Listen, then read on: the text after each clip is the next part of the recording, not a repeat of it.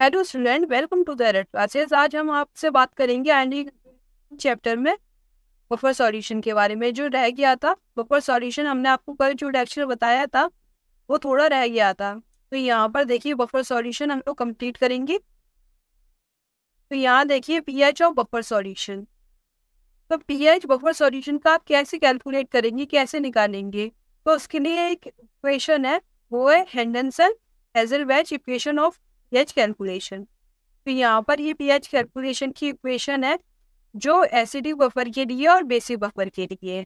Acidic buffer के लिए pH है और बेसिक बफर के लिए आपको पीओएच निकालना पड़ेगा पहले, उसके बाद आपको पीएच निकालना पड़ेगा। तो यहाँ पर पीके है, यहाँ पर पीके भी है, क्योंकि ये बेस है, बेसिक बफर में वीक बेस होता है तो पीके भी है। यहाँ पर एसिडिक बफर में वीक एसिड होता है तो इसलिए पीके एक ही वैल्यू है। प्लस लॉग सॉल्ट, सॉल्ट दिया होगा आपको या फिर कॉन्जुगेट बेस दिया होगा। सॉल्ट इस तरह लिखा होगा CH3COO Na, इस तरह लिखा होगा। अगर ये नहीं दिया होगा तो आपको इस तरह दिया होगा CH3COO नेगेटिव। ये कॉन्जुगेट बेस है एसिटिक एसिड का। तो यहाँ पर ये कंसंट्रेशन है, कंसंट्रेशन जो है ये कंसंट्रेशन टर्म में है अपॉन में वीक एसिड, वीक एसिड की भी कंसंट्रेशन है।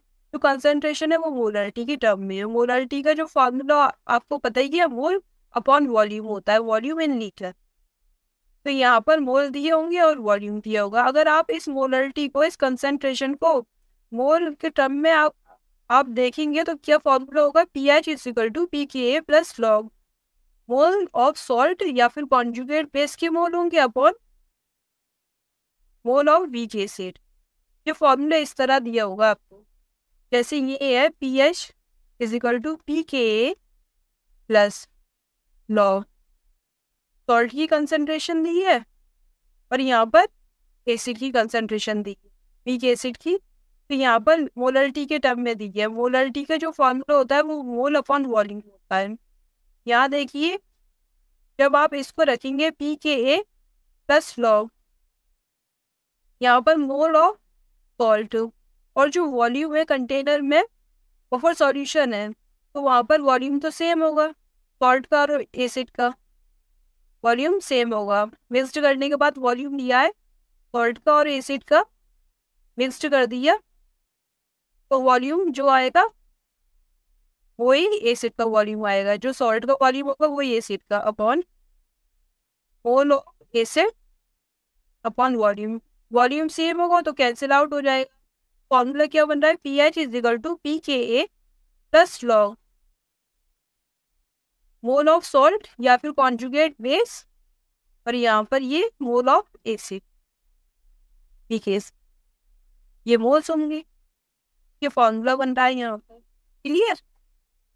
तो यहाँ पर आपको ये फॉर्मूला दिया होगा।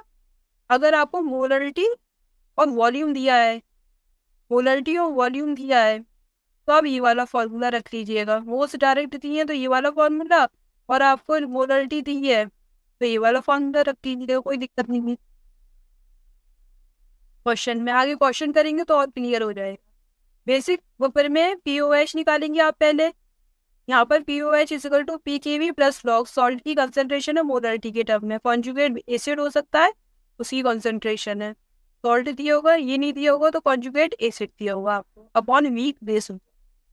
तो बेसिक बफर में वीक बेस ही होता है। इसका पीओएच जो है वो और कैसे निकाल सकते हैं आप? पीकेवी प्लस लॉग, यहाँ पर ये मोल ऑफ सॉल्ट या फिर mole of conjugate acid upon mole of weak base. Volume जो है वो सेम आएगा, वॉल्यूम वॉल्यूम ऊपर नीचे कैंसिल आउट हो जाए। वॉल्यूम का यहाँ पर कोई काम नहीं है। अगर आप वॉल्यूम इंक्रीज कर रहे हैं बफर सॉल्यूशन की, वॉल्यूम को इंक्रीज करेंगे, जैसे 100 टाइम्स कर दिया आपने, इनिशियल का 100 टाइम्स कर दिया वॉल्यूम, तो उससे क्या होगा? पीएच में कोई फर्क नहीं आएगा, क्योंकि इस फॉर्मूले में वॉल्यूम पे ये डिपेंड नहीं कर रहा है ये फॉर्मूला। ओके, यहाँ पर पीओएच निकल आई और अगर आपको यहाँ से पीएच निकालना होगा तो आप ये फॉर्मूला यूज कर लेंगे, pH plus pOH is equal to 4। यहाँ पर पीओएच की वैल्यू रख देंगे, पीओएच की, और पीएच माइनस, यहाँ पर 14 माइनस पीएच कर देंगे, तो आपको क्या मिलेगा? पीएच। पीएच कैसे मिलेगा? देखिए यहाँ पर ये पीओएच है, पीओएच की वैल्यू यहाँ रख देंगे 14 में से माइनस कर देंगे तो आपको pH मिल जाए। ओके, pH आपने इसका कैलकुलेशन करना सीख ही लिया बफर सॉल्यूशन। तो ये फॉर्मूला इम्पोर्टेंट है, आपको इनको याद रखना पड़ेगा। अब देखिए यहाँ पर बफर रेंज में हम पढ़ेंगे एसिडिक बफर और बेसिक बफर के बारे में। यहाँ पर देखिए एसिडिक बफर में ये pH है, pH की जो मैक्सिमम वैल्यू है एसिडिक बफर के लिए वो कितनी होना चाहिए, pKa + 1। इस मैक्सिमम वैल्यू इतनी हो सकती है, इसके बराबर हो सकती है, और कम से कम वैल्यू जो है वो pKa - 1 के बराबर हो सकती है, ये इससे कम हो सकती है। ओके, तो इतना ही रेंज है। इसी बीच में एसिडिक बफर की रेंज रहेगी pH की। तो यहाँ पर मैक्सिमम एक्टिविटी कब होगी बफर सॉल्यूशन की, जब pH जो है वो pKa के इक्वल हो। कब होगा ऐसे, सॉल्ट की कंसंट्रेशन जो है वो एसिड की कंसंट्रेशन के इक्वल। तो यहाँ पर 1 आएगा, log 1 की वैल्यू 0 होती है, तो यहाँ पर pH = pKa आएगा, तब मैक्सिमम एक्टिव होगा बफर। इस कंडीशन में मैक्सिमम एक्टिविटी हो।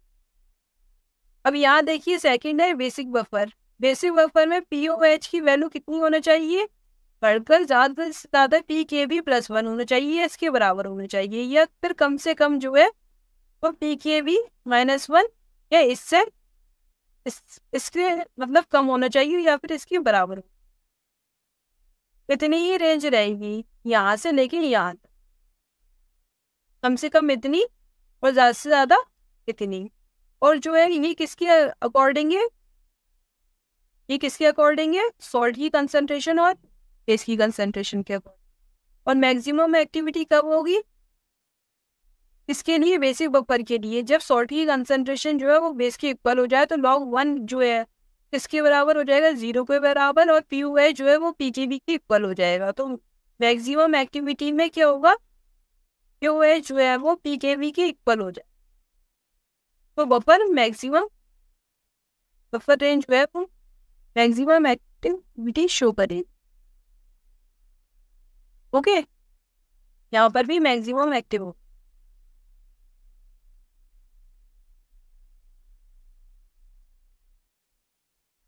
तो यहाँ देखिए सेकंड बेसिक बफर कंप्लीट हो गया, एसिडिक बफर कंप्लीट हो गया। रेंज आपने देखनी, रेंज किसके अकॉर्डिंग डिसाइड हुई है, सॉल्ट और एसिड के अकॉर्डिंग डिसाइड हुई। यहाँ पर भी सॉल्ट और बेस के अकॉर्डिंग डिसाइड हुई है बेसिक बफर में। एग्जाम्पल देखिए, pH range of buffer NH4OH + NH4Cl। सबसे पहले आपको यहाँ पर pH रेंज इसकी देखनी है, तो आपको क्या पता होना चाहिए, ये एसिडिक बफर है या फिर ये बेसिक बफर है। तो यहाँ पर ये क्या है, वीक बेस है, तो ये कैसा बफर होगा, बेसिक बफर होगा। बेसिक बफर के लिए हम कौन सा फॉर्मूला यूज करेंगे, ये वाला फॉर्मूला यूज करेंगे। तो हम क्या निकालेंगे, सबसे पहले pOH निकालेंगे। जब pOH निकाल लेंगे उसके बाद pH निकाल लेंगे। यहाँ देखिए pKb की वैल्यू हमें दी गई है 5 है, तो यहाँ पर देखिए रेंज क्या होगी pOH की, यहाँ पर pKb + 1 है, 5 + 1 6 हो गया, और यहाँ पर कितना है pKb - 1, तो यहाँ पर 5 - 1 4 हो गई है। तो इतनी रेंज हो गई, कम से कम 4 होगी, ज़्यादा से ज़्यादा 6 होगी, इसी के बीच में रहेगी pOH की रेंज। हमसे पूछा गया है pH की रेंज, तो हम क्या करेंगे, 14 - pOH, ये 14 - 6 कितने निकल के आया, 8। और यहाँ पर 14 - 4 करेंगे तभी तो pH निकल के आएगा। किस फॉर्मूले से निकाल रहे हैं हम, pH + pOH = 14, इससे निकाल रहे हैं pH। यहाँ पर हमसे pH रेंज पूछ रहा है, तो pH जो है वो 14 - pOH कर रहे हैं। 14 - 6 8 निकल के आया, यहाँ पर 14 - 4 कितना निकल के आएगा, 10। तो ये रेंज है pH की। pH की रेंज कितनी निकल के आ रही है, 8 से लेके 10 के बीच में, ये pH रेंज निकल के आ रही है, pH रेंज है। ये आंसर हुआ आपका। आप डायरेक्ट ऐसे नहीं करेंगे 4 to 6 pOH निकाल लिए और डायरेक्ट आपने आंसर टिक कर दिया कॉम्पिटिटिव एग्जाम में 4 से 6 के बीच में, ये गलत हो जाएगा। यहाँ पर pOH निकालना है, पहले आपको आइडेंटिफाई करना है कि ये एसिडिक बफर है या बेसिक बफर है। अगर एसिडिक बफर है तो pH निकलती डायरेक्ट, अगर ये बेसिक बफर है यहाँ पर, क्योंकि ये बेसिक बफर है तो यहाँ पर pOH निकल। ओके, उसके बाद आपने pH निकाली कैसे, 14 - 14 माइनस POH, यश निकाल दिया आपने। तो आपकी रेंज कितनी आई? 8 से 10 के बीच में। इस टाइप से आप ये क्वेश्चन सॉल्व करेंगे। यहाँ देखिए क्वेश्चन है 30 ml 0.1 m CH3COOH acetic acid is mixed with 20 ml of 0.1 m NaOH, find the pH of resultant solution. Resultant solution की pH निकालना। तो सबसे पहले हमें आइडिया होना चाहिए ये जो क्वेश्चन है ये वेपर सॉल्यूशन का क्वेश्चन है या फिर ये सॉल्ट हाइड्रोलाइसिस का है। पता कैसे चलेगी? हमने स्टोइचियोमेट्री ऑफ रिएक्शन निकाली, कंटेनर में जो बचा होगा सॉल्ट बचा होगा तो सॉल्ट हाइड्रोलाइसिस वाले पीएच की फॉर्मूला लगेगा, और अगर बफर सॉल्यूशन होगा तो पीएच जो है वो बफर सॉल्यूशन के फॉर्मूले से आएगी। तो यहाँ देखिए सॉल्यूशन है, यहाँ पर ये वीक एसिड है और ये क्या है? बेस है, प्लस NaOH। यहाँ पर क्या मिल रहा है आपको? H3COOND। वाटर एक्सिस में वाटर को में ही डिसॉल्व कर रहे हैं तो वाटर को नेग्लेक्ट कर रहे हैं, ये सॉल्ट आया। तो यहाँ पर ये कितने हैं? इज इक्वल टू 0 पर कितने हैं? 30 ml 0.1 m। यहाँ पर हमें मोल निकालने, मोल कैसे निकालेंगे? Molarity into volume. यहाँ पर ml में है तो मिली मोल निकलेंगे, अगर लीटर में होता तो डायरेक्ट मोल्स निकलते। यहाँ पर 30 इंटू 0.1 तो 3 आ रहा है, 3 मिली मोल। यहाँ देखिए यहाँ पर 20 ml है और 0.1 है, मल्टीप्लाई करेंगे तो कितना आता है? 2 मिली मोल निकल कर। अब यहाँ पर लिमिटिंग रीजेंट कौन सा है? NaOH जो है वो क्या है? लिमिटिंग रीजेंट है, क्योंकि ये कम है, ये 2 है, ये 3 है। जो कम होता है जिसकी वैल्यू कम होती है वो लिमिटिंग रीजेंट है। यहाँ पर ये 2 है। यहाँ देखिए 3 में से ये इक्वल टू T पे 3 में से 2 जाएंगे, यहाँ पर ये 2 है और 2 में से 2 ही जाएंगे, पूरे पूरे ब्रेक हो जाएंगे। तो यहाँ पर 1 से यहाँ पर 1 बन रहा है, यहाँ पर 2 से इसके 2 से यहाँ पर 2 ही तो बनेंगे। यहाँ पर क्या आ रहा है? 1 और यहाँ पर 0 और यहाँ पर 2। तो जो कंटेनर है उसमें क्या मिला आपको? सॉल्ट मिला, फिर सॉल्ट बचेगा 2 मिलीमोल है, और क्या मिला आपको? एसिड मिला, यहाँ पर ये 1 मिलीमोल है। ये बचा जो NaOH है वो लिमिटिंग रीजेंट है, ये पूरा पूरा खत्म हो गया, कंज्यूम हो गया। तो यहाँ पर कौन सा फॉर्मूला लगाएंगे आप? क्योंकि ये मिल रहा है तो ये बफर सॉल्यूशन है, आपको CH3COO Na मिल रहा है और क्या मिल रहा है? CH3COOH बचा हुआ है कंटेनर में, तो ये क्या है? बफर सॉल्यूशन, बफर सॉल्यूशन है। तो बफर सॉल्यूशन वीक एसिड है ये, और ये सॉल्ट है। ओके, ये आपस में कॉन्जुगेट एसिड बेस पेयर है। तो यहाँ पर ये बफर सॉल्यूशन का फॉर्मूला लगेगा पीएच का। अब आपको आइडेंटिफाई करना है ये एसिडिक बफर है या बेसिक बफर है, क्योंकि ये वीक एसिड से आ रहा है तो ये कैसा बफर है? वीक एसिड से आ रहा है ये रहा वीक एसिड, ये रहा। तो ये एसिडिक बफर है, तो इसके लिए पीएच का फॉर्मूला लगेगा, POH का नहीं लगेगा, पीएच का लगेगा।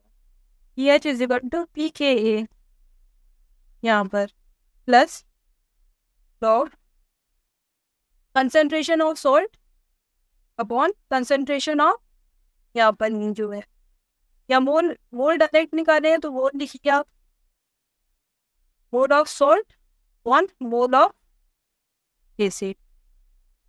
तो यहाँ पर pKa की वैल्यू कितनी आई? क्योंकि यहाँ पर ये क्या है? एसिटिक एसिड है। एसिटिक एसिड के लिए pKa की वैल्यू जो निकल के आती है वो निकल के आती है 4.7। आपको इसे याद करना चाहिए, याद कर दीजिएगा। Ka की वैल्यू इसलिए 4.7 निकल के आती है, तो याद कर लीजिएगा। अगर क्वेश्चन में नहीं दिया गया हो तो आपको याद होना चाहिए 4.7 प्लस लॉग। यहाँ पर क्या है? मोल। मोल कितने हैं सॉल्ट की? मिली मोल है। यहाँ पर कितने? 1 मिली। तो यहाँ पर log 2 की वैल्यू कितनी होती है? 4.7 प्लस log 2 की वैल्यू कितनी है? 0.3। तो आंसर कितना आ रहा है? 5। तो pH जो है वो 5 निकल के आएगी एसिडिक बफर की। क्या आपका आंसर? इस तरह आपने कैलकुलेट कर लिया। तो आपको क्या पता चला अभी तक जो हमने बफर सॉल्यूशन के क्वेश्चन करवाए हैं, तो उसमें आपको क्या पता चला? लिमिटिंग रिएजेंट जब भी आपको वीक एसिड दिया है और स्ट्रॉन्ग बेस दिया है, ठीक है, जो लिमिटिंग रिएजेंट है वो क्या होगा? स्ट्रॉन्ग बेस होगा या फिर स्ट्रॉन्ग एसिड होगा। अगर दिया होता क्वेश्चन में तो वो लिमिटिंग रीजेंट होगा, तो सॉल्यूशन कैसा होगा, बफर सॉल्यूशन। यहाँ पर देखिए, अगर आपको क्वेश्चन में स्ट्रॉन्ग बेस दिया हो, स्ट्रॉन्ग एसिड दिया हो और वो लिमिटिंग हो, लिमिटिंग रीजेंट हो, तो आप क्या समझेंगे सॉल्यूशन कैसा होगा, बफर सॉल्यूशन। बफर सॉल्यूशन, ये बात को आपको याद रखनी है। आपको डायरेक्ट जो मैंने आपको इस लेक्चर में आपको एक क्वेश्चन करवाया था उसमें जितने भी ऑप्शंस दिए थे उसमें यही कॉन्सेप्ट लग रहा था। लिमिटिंग रीजेंट जो है वो स्ट्रॉन्ग बेस होना चाहिए या फिर स्ट्रॉन्ग एसिड होना चाहिए, तो वो कैसा सॉल्यूशन होगा, बफर सॉल्यूशन।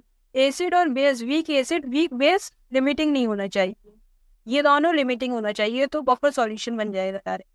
वैसे भी बफर सॉल्यूशन के लिए जो कंडीशन है वो वीक एसिड होना चाहिए, ये सब तो आपको ये पता ही है। वीक एसिड होना चाहिए, ये वीक बेस होना चाहिए, ये दोनों कॉन्जुगेट एसिड बेस पेयर होना चाहिए, कॉन्जुगेट एसिड बेस पेयर होना चाहिए। ओके, और क्या होना चाहिए इसमें, वीक एसिड और इसका सॉल्ट होना चाहिए स्ट्रॉन्ग बेस के साथ। एसिड है तो स्ट्रॉन्ग बेस के साथ सॉल्ट हो, और अगर वीक बेस है तो स्ट्रॉन्ग एसिड के साथ एक बार सॉल्ट हो, और दोनों एसिड या बेस होना चाहिए, दोनों एसिड या दोनों बेस नहीं होना चाहिए, एसिड और बेस होना चाहिए। तो ये इसका आप इससे आइडेंटिफाई कर सकते, ये बफर सॉल्यूशन है। अच्छा, यहाँ पर कॉन्जुगेट एसिड बेस पेयरिंग क्यों होते हैं, जैसे ये कंटेनर है, यहाँ पर बफर सॉल्यूशन है, बफर सॉल्यूशन में आपको पता है एसिड होता है और कॉन्जुगेट बेस होता है, मतलब बेस मिलेगा कॉन्जुगेट बेस। यहाँ पर जब आपने एसिड ऐड किया, स्ट्रॉन्ग एसिड, तो बेस से रिएक्शन कर रही, जैसे ये है, अगर आपने एसिड ऐड किया तो ये बेस से रिएक्शन कर रही, जब आपने बेस ऐड किया तो वो एसिड के साथ रिएक्शन कर रही, तो इसलिए जो पीएच जो होता है वो चेंज नहीं होता, डज नॉट चेंज। और सॉल्यूशन क्या कहलाएगा, जो पीएच को चेंज नहीं कर रहा वो बफर सॉल्यूशन कहलाएगा, pH does not change. Okay, तो सॉल्यूशन कैसा कहलाता है, बफर सॉल्यूशन। अब यहाँ पर ऐसा भी तो हो सकता है एसिड और बेस दोनों पड़े, ये दोनों आपस में एक दूसरे के साथ रिएक्शन कर, तो इसके साथ बेस और एसिड के साथ जो आ रहे हैं उनके साथ कौन रिएक्शन करेगा। अगर ये दोनों आपस में एसिड बेस रिएक्शन कर ले, सोल्ट बना ले, तो इससे बेस और एसिड के साथ कौन रिएक्शन करेगा, गलत हो जाएगा ना, गड़बड़ हो जाएगी। तो एसिड और बेस आपस में रिएक्शन नहीं कर रहे हैं, तो इसलिए कॉन्जुगेट एसिड बेस पेयर होते हैं, कॉन्जुगेट एसिड बेस पेयर होते हैं। ये बेस पेयर जो होती है कॉन्जुगेट एसिड बेस पेयर्स हैं। तो ये जो कॉन्जुगेट पेयर्स होते हैं एसिड बेस पेयर, वो आपस में एक दूसरे के साथ रिएक्शन नहीं करते, इसलिए हम कॉन्जुगेट एसिड बेस पेयर ले रहे हैं बफर सॉल्यूशन में।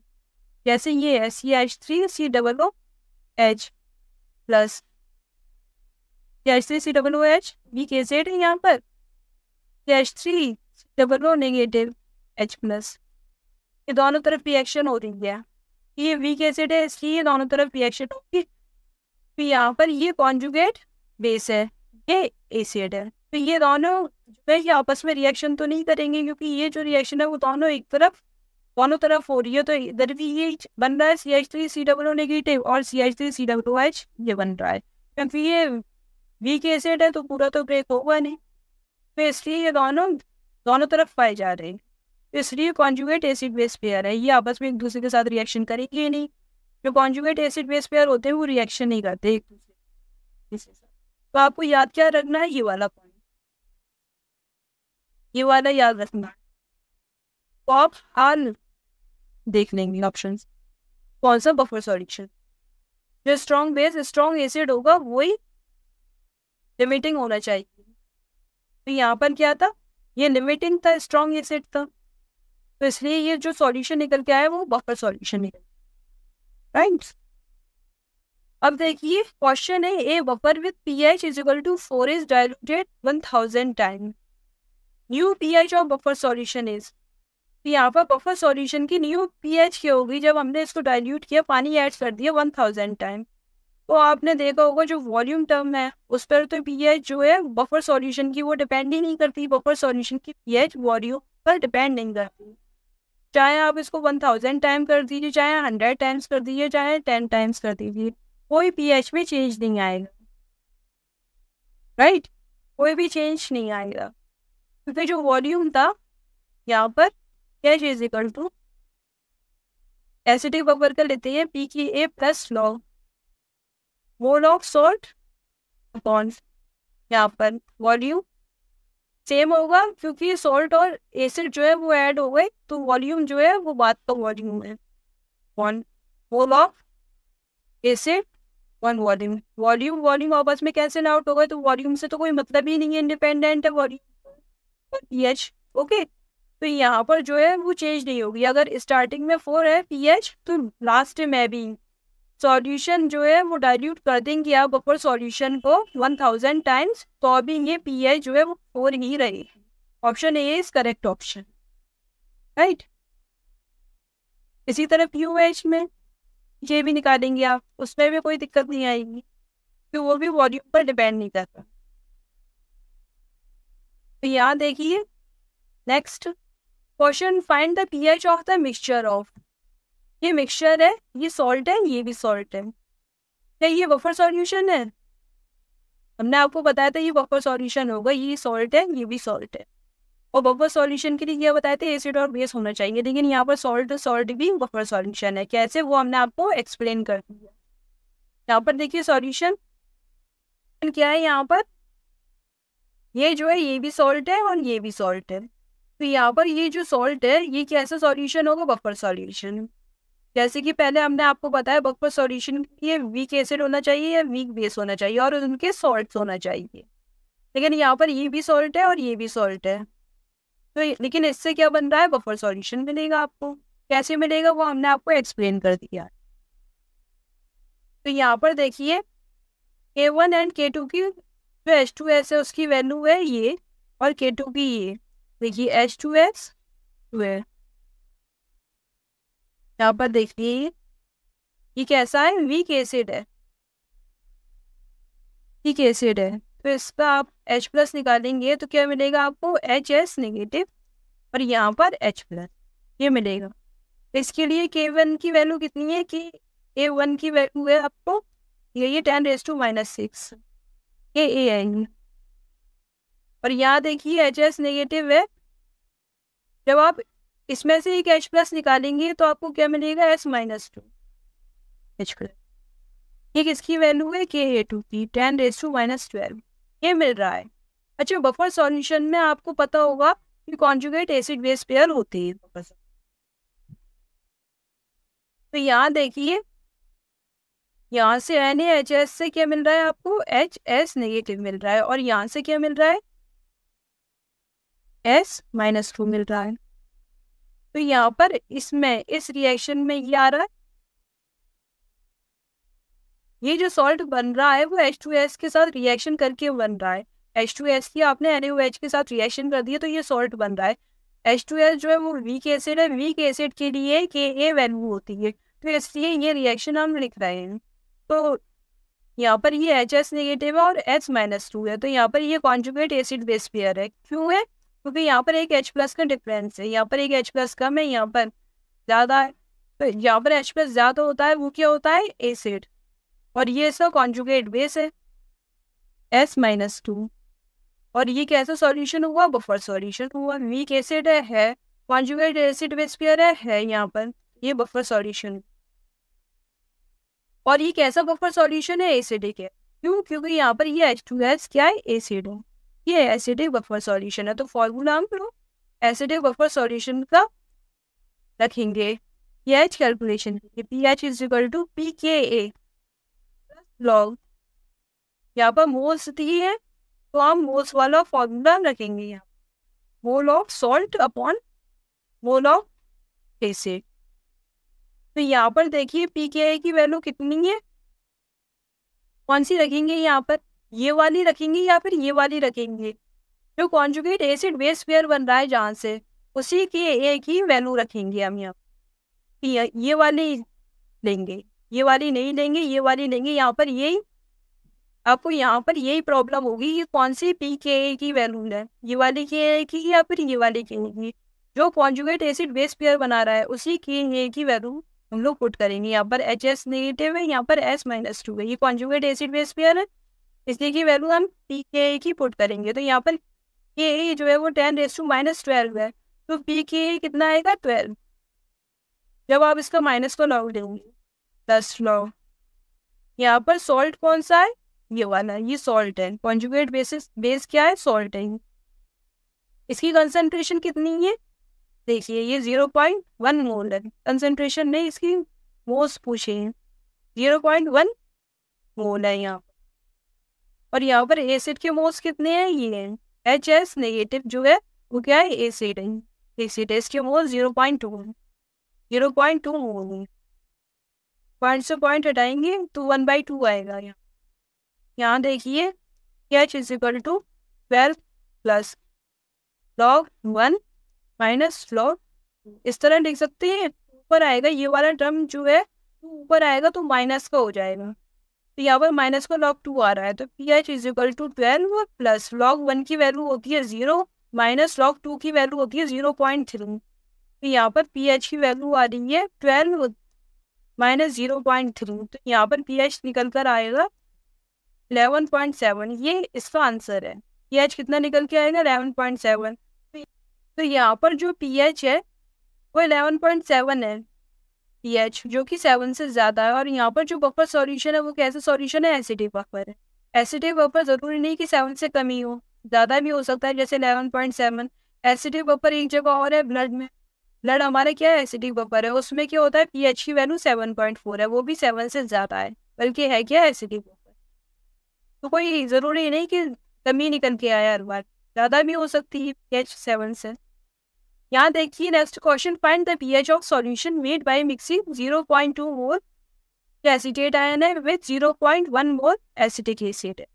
ये pKb की वैल्यू है 9.3। यहाँ पर pKb दिया है, pKb देने से आप कंफ्यूज मत हो जाइए कि ये बेसिक बफर है, क्योंकि यहाँ पर वीक एसिड दिया है और उसका कॉन्जुगेट दिया है, कॉन्जुगेट बेस दिया है, तो वो क्या है, एसिडिक बफर। यहाँ पर ठीक ऐसा बफर है, एसिडिक बफर है। जो फॉर्मूला लगेगा pH के लिए वो किसका लगेगा, एसिडिक बफर का लगेगा। एसिड है ये वीक एसिड, तो किसका फॉर्मूला लग रहा है, एसिडिक बफर का। pH = pKa प्लस log, यहाँ पर मोल दिए हैं तो डायरेक्ट मोल वाला फॉर्मूला लगाएंगे, मोल of salt upon mole of acid.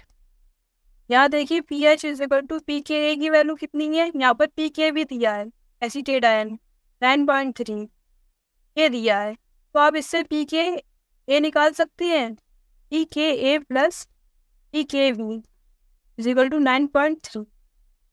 Conjugate base है, ये बेस के लिए pKb दिया होता है 9.3। ठीक, अगर यहाँ पर CH3COOH होता तो यहाँ पर pKa होता, तो हमें pKa की वैल्यू रखनी है। यहाँ पर pKa कितना है निकालना है, pKb 9.3 और यहाँ पर ये किसके इक्वल होता है, 14 के इक्वल होता है। यहाँ पर ये 14 ये फॉर्मूला होगा यहाँ पर। तो pKa की वैल्यू कितनी निकल के आ रही है, 14 माइनस 9.3। यहाँ पर कितनी आएगी, 14 में से 9.3 हटाएंगे, 10 में से 3 गया तो कितना आया, 7। और यहाँ पर कितना बचा, 13 में से 9 गए तो 4 बचे, 4.7 निकल कर आ रही है। यहाँ पर 4.7 निकल जाएगी। वैसे भी हमें याद होती है CH3COOH में pKa की वैल्यू 4.7 होती है। प्लस log, यहाँ पर क्या है, ये मोल है, सॉल्ट के मोल कितने हैं, 0.2 मोल सॉल्ट कह सकते हैं, या फिर आप इसे क्या कह सकते हैं, कॉन्जुगेट बेस। कॉन्जुगेट बेस कितने निकल कर आ रहे हैं, 0.2 मोल, यहाँ पर 0.1 ये निकल के आ रहे हैं। पॉइंट से point cancel, pH = 4.7 plus log 2 की वैल्यू कितनी होती है, log 2 की वैल्यू 0.3। यहाँ पर pH निकल के आएगा यहाँ पर 5, क्या आंसर ये निकल के आएंगे। तो यहाँ पर ये जो है ये कॉन्जुगेट बेस है और ये एसिड है, पीके एसिड, इस तरह निकल के आएगा। आप पीके भी देखकर POH का फॉर्मूला मत लगा दीजिएगा, गलत हो जाएगा क्वेश्चन। ओके, यहाँ पर ये एसिड दिया है तो PH निकलेगा। तो यहाँ पर ये क्वेश्चन आपका कंप्लीट हो रहा है। ये पूरा टॉपिक जो है बफर सॉल्यूशन वो आपका कंप्लीट हो गया। अब हम आपको बताएंगे सॉल्युबिलिटी के बारे में। सॉल्युबिलिटी की जितनी भी क्वेश्चन है, जैसा इम्पोर्टेंट कॉन्सेप्ट है और उसकी ट्रिक्स है, वो सब हम आपको पढ़ाएंगे। ओके, तो अगर आपने अभी तक एलिट क्लासेस को यूट्यूब पर सब्सक्राइब नहीं किया तो आप सब्सक्राइब कर दीजिए। फेसबुक, इंस्टाग्राम पर आप हमें फॉलो कीजिए, टेलीग्राम पर आप हमें ज्वाइन कीजिए।